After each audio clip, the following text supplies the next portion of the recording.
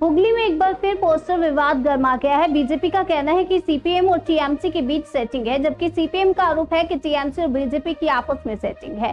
Poster किसने और क्यों लगाया ये स्पष्ट नहीं है, लेकिन सभी एक दूसरे पर कीचड़ उछालने में जुटे हैं। आरोप है कि जो लोग पहले वामदल में थे और कंधे पर झोला डालकर बड़े बड़े भाषण देते थे, वही आज जय श्री राम के नारे लगा रहे हैं और बीजेपी की रैलियों में शामिल हो रहे हैं। सवाल उठाया जा रहा है कि जब भाषा को लेकर आंदोलन चल रहा है और बंगाली भाषा पर हमले हो रहे हैं, तो सीपीएम नेता चुप क्यों हैं? आरोप है कि बीजेपी के साथ उनकी गहरी सेटिंग है और पोस्टर लगाकर जनता को गुमराह करने की कोशिश की जा रही है।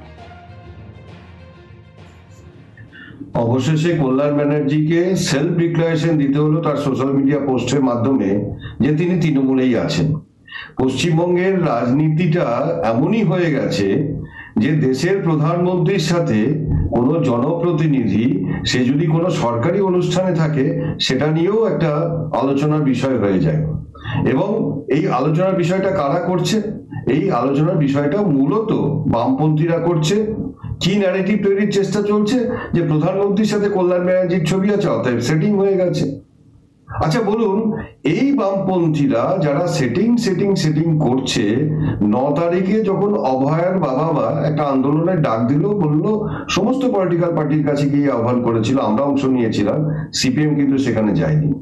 সিপিএম সেদিন বিকালবেলা কালীঘাট অভিযান করেছিল, যেখানে পুলিশের কোনো বাধা ছিল না, কোনো কেস হয়নি।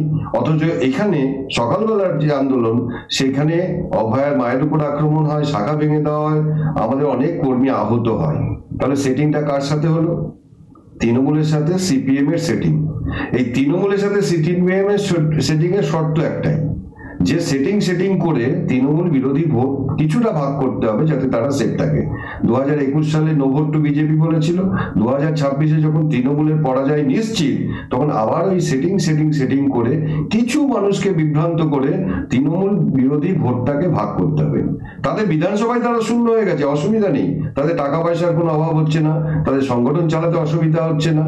তার কারণ অনুব্রত মণ্ডল একবার বলেছিল, মমতা ব্যানার্জি বলেছিলেন, আপনারা পার্টি অফিসগুলো খুলছেন না কেন? আর শোনা যাচ্ছে যে অভয়া কাণ্ডে নাকি তারা কোটি কোটি টাকাও তুলেছে। অর্থাৎ এই যে যারা সেটিং করে আসলে তৃণমূলকে সহযোগিতা করছেন, তৃণমূলকে 26-এ যাতে তৃণমূল ক্ষমতায় থেকে যায় তার ব্যবস্থা করছেন, তাদের থেকে সজাগ থাকুন, এইটুকুই আমি